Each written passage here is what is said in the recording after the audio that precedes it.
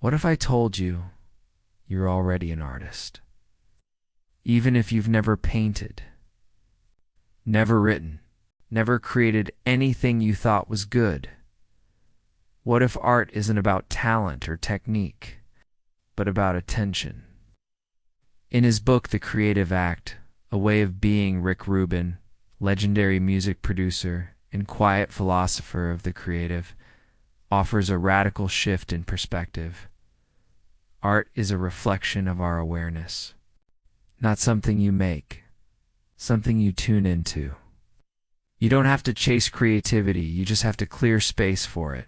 Rubin doesn't give us a 5-step plan to go viral. It's not selling productivity hacks or brand-building tricks. Instead, he whispers something quieter, something deeper. That creativity isn't a rare skill. It's a natural state. And the more still you become, the more fully you receive. This video is not a tutorial. It's not a hustle guide. It's a walk through stillness. It's a slow unfolding of ideas that might already live inside you, just waiting for silence to let them speak. So if you've ever felt blocked or burnt out, or like the world keeps rushing, you can't hear yourself anymore, then stay. This is a story about remembering, because creativity isn't something you become. It's something you uncover. Let's begin. We often think of artists as inventors, people who create something out of nothing. But Rick Rubin invites us to see it differently. He says the artist isn't a manufacturer. The artist is a receiver. Creativity is already in the air, like a signal, waiting to be caught. Our role isn't to force something into being. It's to listen, to notice, to open the channel. The work exists before it's made visible.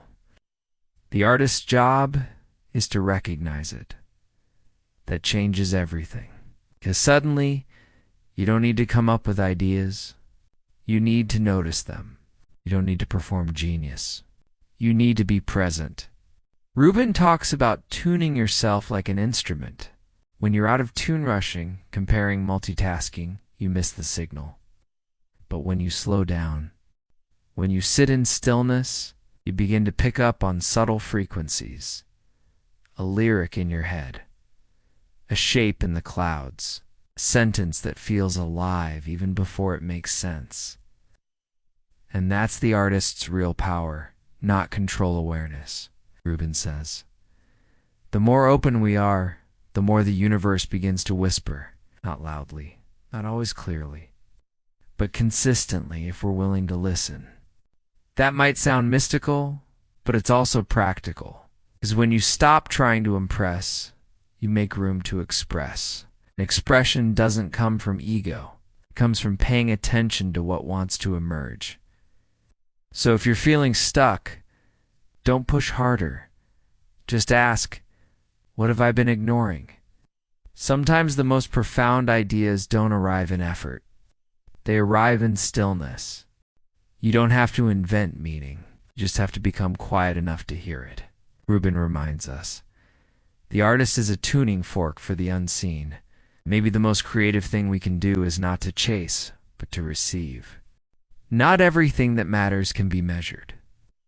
Rick Rubin spends much of the creative act reminding us that creativity is not always logical, not always visible, and not always explainable. There are forces at work within us, around us, that influence what we make and how we feel, even if we can't name them. He calls it source, not in a religious sense, more like a current, field. A hum in the background that we sometimes catch a glimpse of when we're deeply immersed in something honest, Rubin writes. There's a reality deeper than the one we see with our eyes. It's in the way a melody arrives when you're not trying, in the way your body somehow knows how to move before your mind catches up. It's in those moments when you lose track of time, and something flows through you that feels both entirely you and not you at all. He talks about vibration, energy, alignment, words we often dismiss as too soft, too vague, but in Rubin's world, that softness is where the real truth lives. It's not about being mystical. It's about being attuned. Artists learn to sense subtle shifts. When something feels off, when a word doesn't sit right, when a silence says more than a sentence. And these moments don't come from spreadsheets or formulas. They come from intuition, from resonance, from feeling more than thinking. Rubin doesn't deny the value of skill or practice, but he suggests that the deeper magic of making happens when we learn to partner with the unknown. So the next time you're blocked, maybe don't ask, "What should I do?" Instead, try asking, "What wants to come through me right now?" What's the mood, the tone, the feeling that's trying to land? That shift from controlling to co-creating changes everything. It turns creation into discovery. It makes the process more alive, more surprising, more true. And even though we may never fully understand what we're tapping into, we don't have to. As Rubin says, we don't need to know where the lightning comes from to stand in the rain. We live in a world that constantly asks, will it work? Will people like it? Will it go viral? But Rick Rubin offers a quiet rebellion against all of that. He says, don't create for outcomes. Don't create for approval. Don't even create to finish something great. Instead, create because something inside you needs to come out. Create because the act itself brings you closer to who you are. Success has nothing to do with the outcome, Rubin writes. Success is you expressing yourself fully. In that space, art becomes less about the result and more about the relationship you have with the process. It's not easy. We've been trained to measure everything: likes, shares, sales, praise. We tie our self-worth to performance, to validation. But Rubin says that real art, real connection, comes when we release that grip. He tells the story of working with artists who struggle to finish songs because they're afraid it won't be perfect. But perfection is a myth, and chasing it kills the spirit of the work. Instead, Rubin offers a different idea. Done is beautiful. Finished is sacred. You don't need every note to be flawless.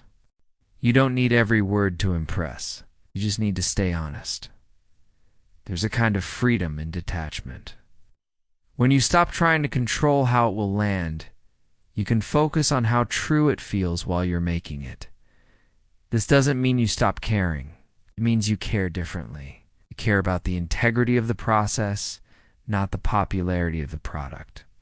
Rubin also reminds us, the moment the work is released into the world, it's no longer yours. People will misunderstand it. Some will love it. Some will scroll past. But none of that defines you. You've already done the most important part. You made space for something real to exist. Once you've created, your role is complete. So whether it's a painting, a video, a song, or just a sentence whispered into your own notebook, let it go. Let it breathe. Let it belong to whoever needs it, and you move forward. Clear again, open again, ready to receive what comes next. So where does real creativity begin? Not in the studio, not in front of the canvas, not at your desk. According to Rick Rubin, it begins inside. The artist's inner world is the soil from which all work grows. You can have the best tools, the best lighting, the best playlist for focus. But if your inner environment is chaotic, loud, or fearful, nothing truly alive will come through. Rubin says your mindset, your attention, your inner clarity, these are your real instruments. Everything else is secondary. So what does it mean to tend to your inner world? It means making space for stillness. It means treating yourself with gentleness, not judgment. It means noticing your inner critic and choosing not to obey it. He reminds us that doubt is part of the process. So is boredom. So is fear. But none of those feelings mean you're failing. They simply mean you're creating. Rubin often speaks about ritual, not in a religious sense, but in the way small intentional actions can signal to your mind, it's time to open. Maybe it's lighting a candle. Maybe it's putting your phone in another room. Maybe it's starting your day with silence instead of scrolling. These aren't superstitions. They're ways of tuning your environment, both internal and external, so you can better hear what's asking to be made. He also talks about the importance of curiosity over certainty. Don't begin with the answer. Begin with the question. Be willing to not know. That's hard in a world that values expertise. But in Rubin's view, the most powerful artist is the one who stays open, not the one who tries to appear smart. So if you're sitting in front of a blank page or screen and your mind feels noisy or numb, pause. Not to quit, but to come back to yourself. You don't need to force inspiration. Just need to create the conditions where it can find you. Treat your attention like a sacred resource. Protect it. Nourish it. Return to it again and again. Because your creative work doesn't begin when you press record or dip the brush. It begins when you decide to show up, calm, clear, and open to the unknown. That's the true studio. Not the room you're in, but the mind you bring into it. What if being creative isn't just something you do, but a way you live? In the final movement of the creative act, Rick Rubin shifts from the page to the person, from creativity as a skill to creativity as a state of being. Art is not a product. Art is a way of moving through the world. It's in how you make breakfast, how you speak to someone you love, how you decorate your space, even how you notice the colors of the sky on your walk home. When you live creatively, you live awake. You see more. You feel more. You're willing to be moved by beauty, by questions, by silence. Rubin says that true artists don't separate their work from their lives. They don't wait for the perfect idea or the right moment. They simply stay receptive. Because creativity isn't a switch you flip. It's a current you ride. That might mean saying no to distractions that dull your sensitivity. That might mean spending more time alone. That might mean creating even when no one's watching, especially when no one's watching. He reminds us, who you are is how you create. So the more honest, grounded, and present you become, the more resonant your work becomes. And the work doesn't have to be big. You don't have to write a novel or paint a masterpiece. You can live creatively by how you listen to someone, how you solve a problem, how you turn everyday moments into something sacred. Living as a creative being is not about pressure. It's about presence. It's choosing to engage with life like it matters. It's like it's worth noticing. Like the ordinary is already extraordinary if you're paying attention. So maybe today your act of art is how you arrange your desk, or how you hold space in a conversation, or how you walk slowly through a quiet part of town just to hear your own thoughts. Rubin's final invitation is simple but radical. Live like everything is part of the creative act, not just the product, but the process, the noticing, the becoming. You are the instrument. You are the audience. You are the art. So maybe you're not here to become the best.